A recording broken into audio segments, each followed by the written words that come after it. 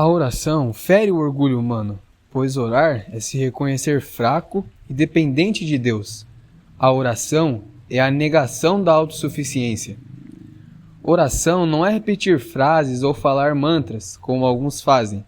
A oração é comungar com Deus, é conversar com Deus e trazer a Ele as nossas necessidades ou sentimentos como raiva, tristeza ou angústia.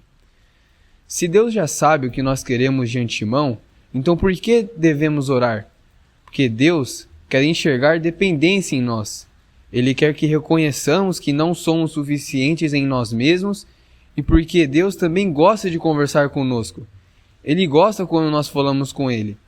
É a alegria de um pai em conversar com seus filhos. A oração é fazer o caminho inverso do homem no Éden, que quis ser autossuficiente e independente de Deus. A oração nos coloca de volta ao nosso devido lugar. Em Mateus capítulo 6, versículo 7, Jesus condena a repetição de palavras ou rezas que funcionam como mantras, pois a oração não é um feitiço, como muitos pensam, que libera energia no mundo espiritual. A nossa oração em si não tem poder nenhum. Quando a gente estende as nossas mãos, a gente não está liberando chakra, como diriam os fãs de Naruto. Então a oração do Pai Nosso não é para ser repetida, mas é um modelo de oração. Primeiro, vem o reconhecimento da soberania de Deus e do lugar que Ele ocupa no céu, acima de nós. Venha a nós o teu reino. Os interesses do céu devem prevalecer sobre os da terra. É só depois que reconhecemos a sua primazia que apresentamos as nossas necessidades a Deus. O pão nosso de cada dia. Seja feita a tua vontade. Muitas vezes pedimos coisas que não estão de acordo com o que Deus quer para nós. Os nossos interesses particulares podem não ser os interesses de Deus, que vê o cenário lá de cima e sabe o que é melhor para nós. Deus vê onde nós não vemos. Deus escuta onde nós não escutamos. E Deus conhece o que nós não conhecemos. Perdoa as nossas dívidas, assim como nós perdoamos os nossos devedores. Mostra que nós podemos sim obter o perdão de Deus, mas com uma condição: perdoar os nossos devedores. E por que aqui Jesus usa a palavra devedores?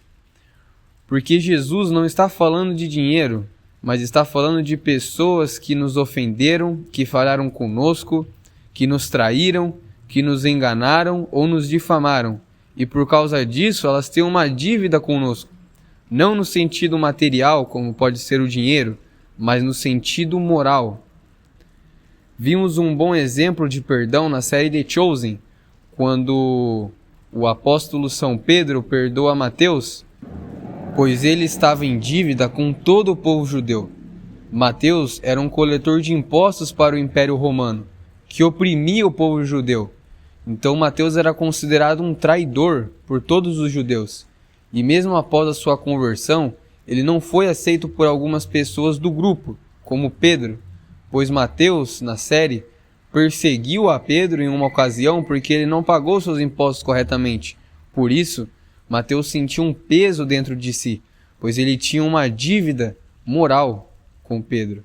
E quando Pedro finalmente o perdoa, Mateus vai aos prantos, pois ele se vê perdoado da sua dívida com Pedro.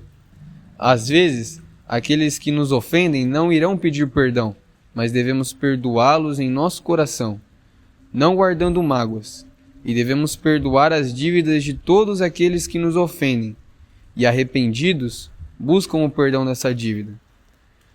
Se não perdoarmos os nossos devedores, de modo algum Deus também perdoará os nossos pecados. Se uma pessoa erra com você uma vez e você não a perdoa, por que Deus te perdoaria todos os dias? Porque se perdoarem aos outros as ofensas deles, também o Pai de vocês que está no céu perdoará vocês. Se, porém, não perdoarem aos outros as ofensas deles, também o Pai de vocês não perdoará as ofensas de vocês. Mateus capítulo 6, versículo 14, versículo 15.